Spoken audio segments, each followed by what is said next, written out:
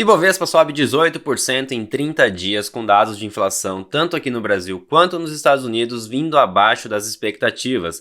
Mas a pergunta que fica é, o Ibovespa ainda tem espaço para mais altas ou estamos próximos de uma grande correção? Vamos ao vídeo.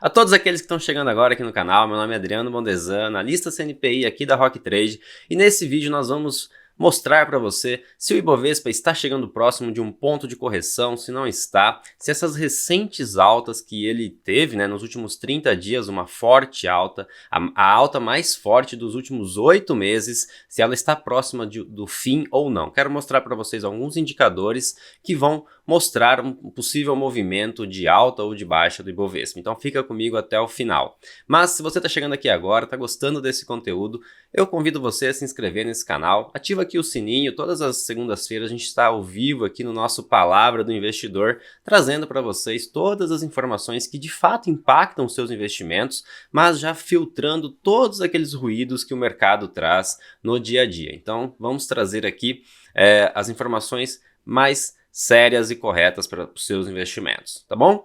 Então vamos ao vídeo. Eu quero mostrar primeiramente o que aconteceu na semana passada, uma semana bem volátil para o índice Bovespa. Na verdade, o nome do jogo, nos últimos meses é volatilidade. Eu vou mostrar para vocês também no final do vídeo como que nós estamos nos aproveitando dessa alta volatilidade no mercado, mas na semana passada tivemos grandes dados, dados super importantes, tanto aqui no Brasil quanto nos Estados Unidos, que fez com que as bolsas se animassem e muito, principalmente aqui no Brasil tivemos o IPCA, que saiu na terça-feira, o IPCA que veio abaixo das expectativas, já era previsto uma deflação aqui no Brasil, Deflação, para quem não sabe, é o contrário de inflação, ou seja, quando os preços eles caem de preço, num decorrer de um período. Então, por exemplo, a gente estava tendo uma inflação nos últimos 12 meses de mais de 11,89% e nesse mês veio uma deflação de 0,68%, ou seja, é o índice de preços ao consumidor tendo uma queda, tudo ficando mais barato, Então muito disso, ou quase tudo isso foi devido principalmente aos benefícios que o governo deu, principalmente de isenção do ICMS, ou de ajuste na alíquota do ICMS dos principais estados, principalmente do combustível. Então a gente vê o combustível que é de fato insumo para tudo que é produzido e transportado aqui no Brasil. Então quando a gente afeta, ataca diretamente na alíquota de imposto do ICMS dos combustíveis, a gente está impactando toda a economia e todos os produtos como um todo, porque de fato tudo é transportado, principalmente aqui no Brasil, via rodoviário, Então, realmente essa deflação já era esperada, mas o mercado ficou animado. A nossa inflação hoje está em 10,07%, mas também saiu os dados de inflação, os CPIs dos Estados Unidos, e esse sim surpreendeu a maioria do mercado, porque veio abaixo das expectativas, o mercado esperava uma certa alta na inflação nos Estados Unidos e ela não mostrou uma queda muito forte, principalmente no núcleo. O núcleo ficou no 0 a 0, mas isso já animou, já foi bastante para animar o mercado, e de lá para cá tivemos altas significativas, tanto aqui nos Estados Unidos, aqui no Brasil quanto nos Estados Unidos. Para vocês terem uma noção, no Brasil foi uma alta de 5,9% em uma semana, então índice Bovespa subindo de uma maneira muito forte. Mas eu quero mostrar aqui no gráfico para vocês como que estamos com o índice de inflação. Então aqui a inflação americana está em 8,5% nos últimos 12 meses, estava em 9,1%, veio para 8,5%, E aqui a nossa inflação brasileira de 10,07%. Então ambas você vê realmente uma queda mais forte nelas, tudo indica, que atingiu-se um pico aqui no mês de junho, no mês de julho, e a gente agora daqui para frente vai ter uma inflação persistente, mas não de uma maneira mais uma alta, ou seja, estaremos ali mais em queda ou manutenção da inflação. Esses dados saíram na semana passada e isso acabou afetando diretamente na curva de juros futura, tanto aqui no Brasil quanto nos Estados Unidos. A gente viu as curvas futuras arrefecendo, caindo. O que isso quer dizer? Quando as curvas de juros caem, quer dizer que não vai precisar de tantos juros lá no futuro para compensar uma inflação aqui do presente. Então, sempre que as bolsas estão subindo, é um reflexo contrário da curva de juros futura. Por quê? Porque a curva de juros futura ela é utilizada para 99% de todas as precificações do mercado de risco. Então, quando a gente vai precificar um ativo de risco, como um ativo da Bolsa de Valores, para quem segue a metodologia de análise fundamentalista e usa o valuation, esse valor futuro ele é trazido a presente através dessa taxa de juros de longo prazo.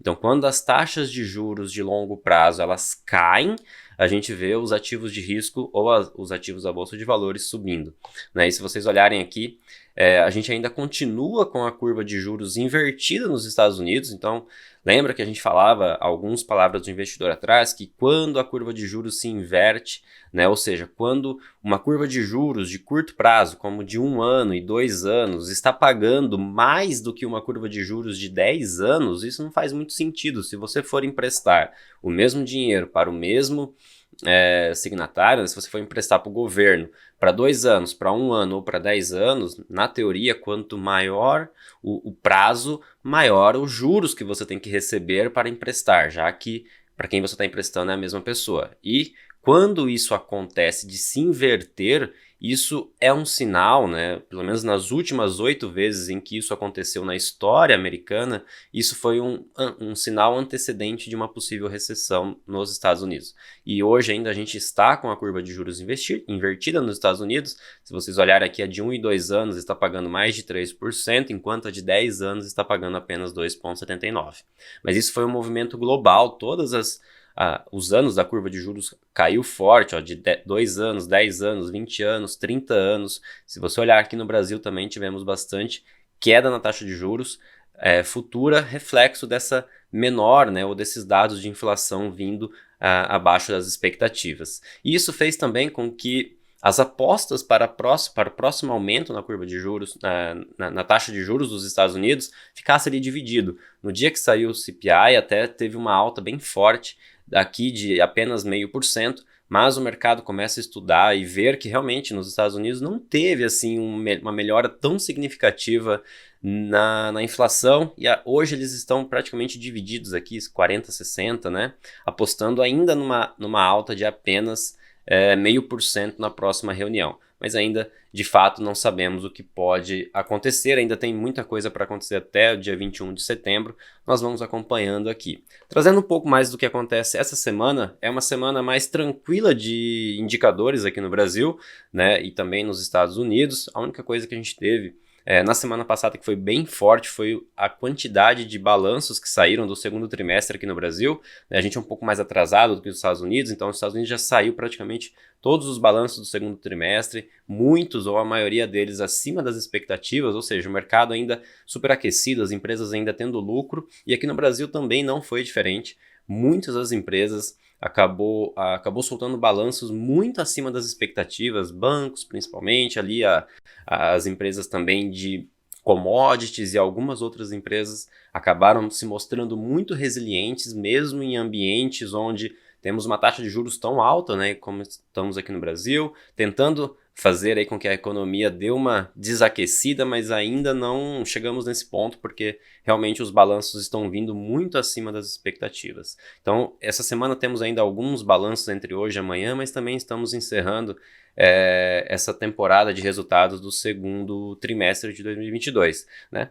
Alguns dados que impactaram um pouco o mercado hoje foram os dados de PMI da China, que vieram abaixo das expectativas, mostrando que a economia chinesa sim está desaquecendo. Então o minério de ferro acabou caindo forte nessa madrugada, lá na bolsa de Dalian, mas imediatamente, né, o presidente da China acabou soltando uma nota falando que em caráter extraordinário já estava reduzindo as taxas de juros de empréstimos, principalmente de empréstimos imobiliários. Então, o mercado acabou fechando ali no 0 a 0, porque ao mesmo tempo que viu esse desaquecimento da economia chinesa, o Xi Jinping veio e estimulou o mercado ali com uma redução na taxa de juros. Então, para essa semana, esses são os principais impactos que teremos, né, as principais notícias, mas eu quero mostrar para vocês uma coisa que realmente é o nome do mercado nesses últimos meses, né, que é a volatilidade. Então eu quero mostrar o gráfico do Ibovespa para vocês, né, para a gente dar uma analisada juntos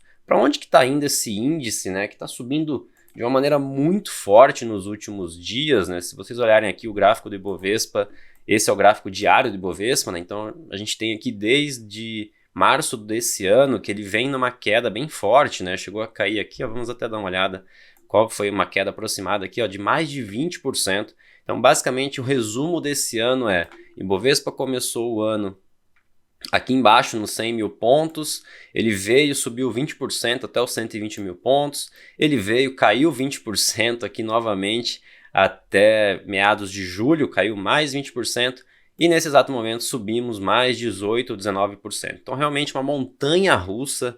A gente desde o início do ano vinha falando realmente que o índice Bovespa esse ano, que a Bolsa Brasileira, ela seria, o nome do jogo seria volatilidade, devido a tudo que está acontecendo a nível nacional e a nível internacional. Estamos chegando próximo de uma eleição, né? E todo ano de eleição realmente tem essa alta volatilidade no mercado, traz um pouco mais de incerteza, instabilidade.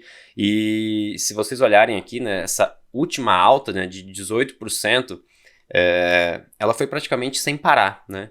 E eu até vou trazer um estudo para vocês, me cobrem aqui nos comentários se eu não trazer na próxima live ou na próxima palavra de investidor, que é o efeito de você ficar fora dos períodos de alta mais significativos do ano. Então existe um estudo que mostra que se você ficar fora dos 10 melhores dias do ano, o quanto isso impacta os seus investimentos ao longo do ano. Então por isso que a gente sempre fala aqui no Palavra de Investidor, em todos os nossos posts, que esteja sempre alocado, tenha uma estratégia e saiba operar o mercado, mas esteja sempre posicionado, porque você nunca sabe qual é o ponto de virada no mercado, né? Igual a gente viu aqui em 30 dias, praticamente 30 dias de alta no Ibovespa, e eu quero mostrar para vocês se estamos realmente chegando aqui em um ponto interessante, se ainda tem espaço para subir o Ibovespa, né? Então eu quero primeiramente falar um pouquinho sobre o canal de baixa que foi rompido, né? A gente já tinha falado desse canal de baixa, eu vou até excluir ele porque ele já não faz mais tanto sentido nesse cenário agora, né? Ele já foi rompido já há um bom tempo e estamos aqui próximo desse novo topo aqui, que era uma resistência bem forte, uma resistência que já foi alvo aqui em outros momentos passados, né? Igual aqui também em 2021, né? Mas eu quero traçar aqui com vocês uma projeção de Fibonacci, pegando aqui esse fundo anterior com o último pico, para a gente ver aonde que o índice Bovespa pode chegar. E a gente está chegando numa região muito legal, muito importante aqui, que é a região de 161% de Fibonacci, ou seja, ele respeitou aqui a região de 61%, ele chegou aqui na região de 100% e rompeu, né, chegou a quase voltar a testar, e agora estamos chegando nessa região muito importante aqui, que é uma região onde provavelmente ele deva bater aqui. Se não chegar isso hoje ou amanhã, ele pode voltar, né? Por quê? A gente sabe que a Bolsa de Valores, o mercado como um todo, ele não sobe 100% dos dias para sempre, né? Ele sempre vai ter impulsos, né? Igual a gente pode ver aqui, ó, impulsão, correção, impulsão, correção, e isso sempre foi o que a gente chama de ondas de Elliott, para quem acompanha análise técnica e gosta, né, da análise técnica, essas ondas ondas que são usadas, né, como se fossem as ondas do mar, que as ondas do mar também tem as ondas de impulsão e as ondas de retração. Aqui na Bolsa de Valores é a mesma coisa. Então a gente está aqui realmente bem esticado. Se você olhar pelo índice FR, que é o índice de força relativa, que mostra a força da amplitude dos movimentos, né? Você pode ver que ele está aqui sobrevendido, ou seja, está numa região, sobrecomprado, perdão, está numa região bem esticada já do gráfico. Se você olhar poucos períodos, ele chegou a uma região tão alta, né, de sobrecompra. Olha, igual a gente chegou aqui, por exemplo, isso foi no topo histórico ali em 131 mil pontos, só nesse período que ele chegou. Então, poderemos sim estar perto de uma possível correção no mercado para os próximos dias, né? Não sabemos quando, ele ainda pode ter força para continuar subindo, afinal o volume está acompanhando o preço. Então quando a gente vê o volume realmente aumentando né, em comparação ao preço, isso também é um sinal de que a tendência pode continuar. Então não sabemos ali até onde ela vai, né? A gente sabe que boa parte dessa alta se deu por ações como, por exemplo, Petrobras, né? Petrobras que vem de uma alta muito forte. Se você olhar nos últimos 12 meses, foram mais de 90% de alta, pagou um dividendo muito forte na última semana e além de pagar dividendo, ainda continuou subindo, então é muito difícil, por mais que a gente tenha, ali tem muitas pessoas que se posicionam no ativo apenas para usufruir, né, do dividendos, mas depois acaba vendendo o papel e a gente não viu isso dessa vez. A gente viu a Petrobras subindo 7% na sexta-feira, que era a data X de dividendos, então bem difícil esse movimento de mercado acontecer,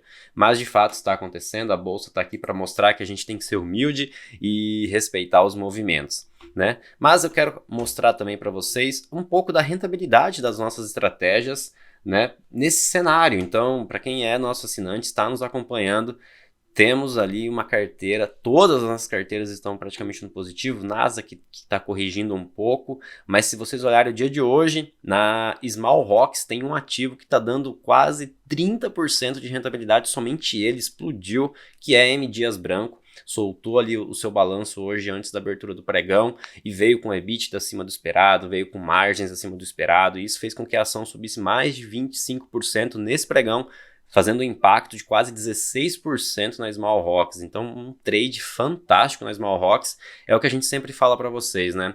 A Small Rocks ela veio corrigindo, sofrendo um pouquinho no início do ano, mas cai de novo naquele estudo que eu falei para vocês.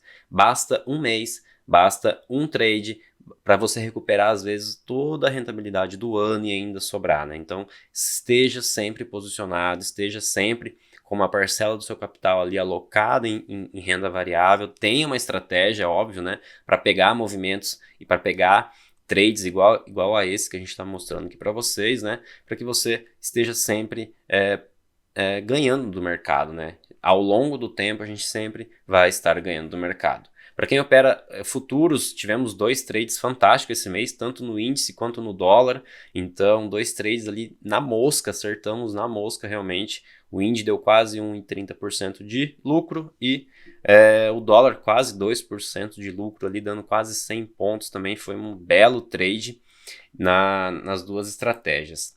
E para finalizar, eu quero mostrar para vocês um pouco de como que está a performance de uma das nossas estratégias, que ela tem uma característica única. Ela é uma estratégia que vem se beneficiando desse alto período de volatilidade na Bolsa de Valores. Como eu mostrei para vocês, Bolsa de Valores esse ano foi isso. Começou em 100 mil pontos, foi para 120, voltou para 100 e agora já está em 112, 113. Então, essa alta volatilidade, tanto na queda quanto na alta, você precisa de uma estratégia que tenha ali um pouco mais de velocidade nos trades. Ou seja, uma estratégia que pegue pequenos movimentos de uma tendência. E é isso que a Master Rocks vem fazendo desde o início do ano. Eu até vou gravar um vídeo específico mostrando esses trades e essas performances da Small Rocks, da Master Rocks, mas eu quero compartilhar aqui com vocês apenas para mostrar como que a Master Rocks vem se desempenhando aqui no ano, né? Então, um ano muito bom para ela. Mas eu quero mostrar que para quem é assinante da Master Rocks, hoje de manhã, que foi olhar o seu relatório,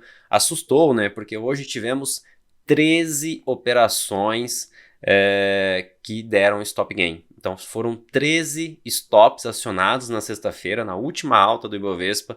Foram 13 trades com lucro, ou seja, impacto no capital de mais de 1%, 2%, aqui ó, se a gente olhar, mais de 5% de variação no ativo, mais de 9% de variação no ativo, para quem viu a alta da Magalu que tivemos na sexta-feira, inclusive Magalu é uma outra recomendação que está na carteira no dia de hoje, provavelmente já também deu stop gain, porque ela está subindo mais de 10%, Petrobras e outros ativos também, BBAS, que também está pegando uma alta variação, né? Tá subindo muito, então parabéns para quem pegou alguma dessas operações na estratégia Master Rocks, mas eu quero mostrar para vocês também que não é só em períodos de alta que a Master Rocks consegue surfar essas grandes tendências. Se você pegar aqui algum relatório, por exemplo, do início de junho, do mês de junho, que foi um mês onde a bolsa caiu mais de 11%, tivemos aqui, só que na ponta vendida, ao mesmo cenário, então mais de 1%, quase 5% de impacto no capital,